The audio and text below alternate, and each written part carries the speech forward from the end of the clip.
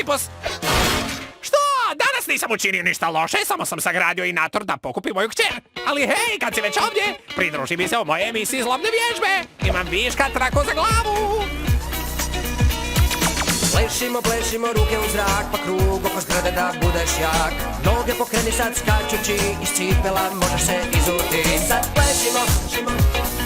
plešimo, hajde dignite ruke.